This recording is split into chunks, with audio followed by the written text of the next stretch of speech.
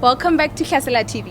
Today we're in Bloemfontein, where the MEC of Finance, Khadija Brown, will table the Provincial Adjustment Budget for the financial year of 2020-2021. This will be happening in a hybrid setting right here at the Legislature Building and virtually. Masambe. Thank you, honorable members. You may be seated. Madam Speaker, warm greetings and my sincere gratitude for allowing me to present the 2021 adjustment budget. I must acknowledge that it was the toughest budget to put together, more that it is prepared in the middle of a pandemic, the declining economic growth, and the very uncertain future outlook. Honourable Speaker, we are a resilient nation. We are a nation that has gone through devastating circumstances, and at the end we prevail. I believe that we will overcome the current challenges besetting us. Let us reimagine our economy during and out of the pandemic. Let's brave ourselves for this tough economic times ahead of us and soldier on. On the national economic performance and outlook, Honourable Speaker, this year's adjustment budget underlines the mid-year revenue and expenditure framework of the province in context of a fragile macroeconomic environment and outlook. The global, national and provincial economies have deteriorated further since the outbreak of COVID-19. The International Monetary Fund projects that the global economy will shrink by 4.9% in 2020, while the South African economy is forecasted to contract by 7.8% in the latest projections by National Treasury. On the province, Honourable Speaker, in terms of its economic performance and outlook, it is no surprise that the economy of the Free State is also projected to plunge in 2020. The province has not been immune to the effects of COVID-19.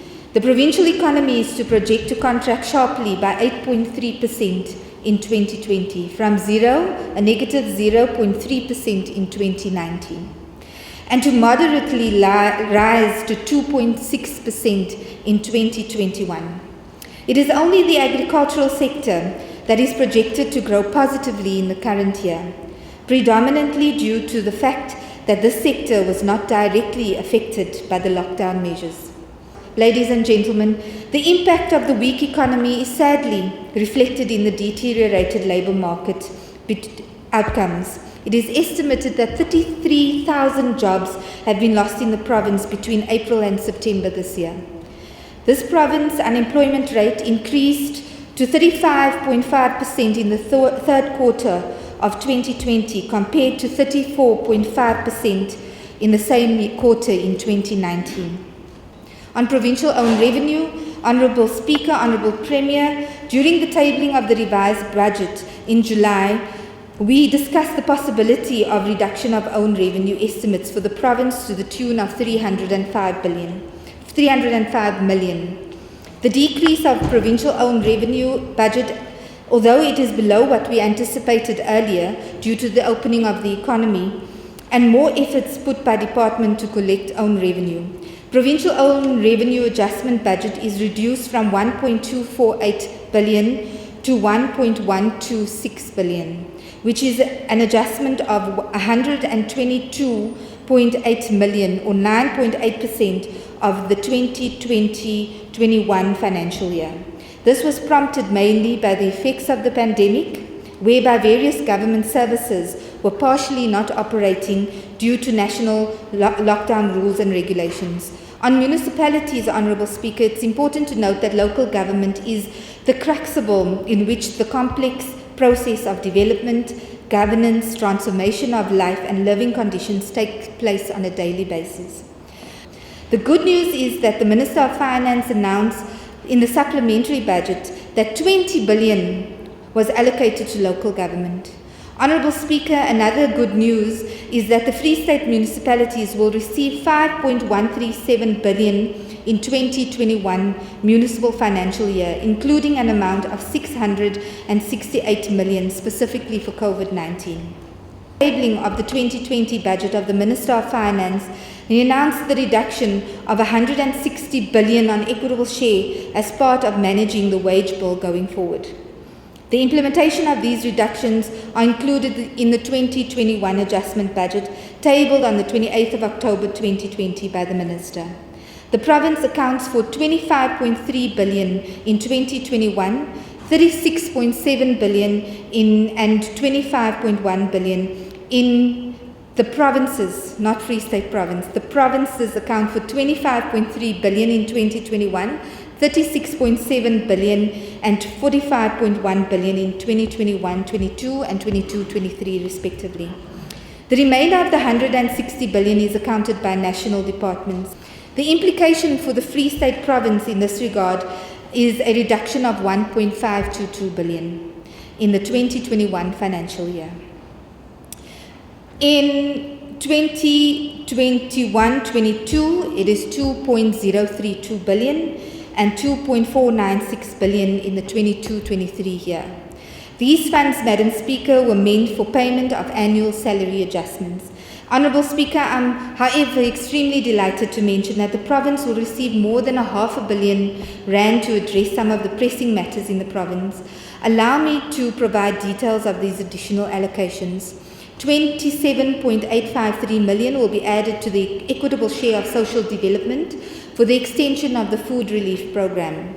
38.880 million is added to the early childhood development grant to top up salaries and early childhood development facilities and for employment risk support in registered and unregistered facilities. 74.491 million is added to the Provincial Roads Maintenance Grant for the creation of job opportunities through road maintenance projects. 9.921 million is added to Statutory Human Resources Training and Development Grant for the appointment of enrolled nurses, assistant auxiliary nurses and other.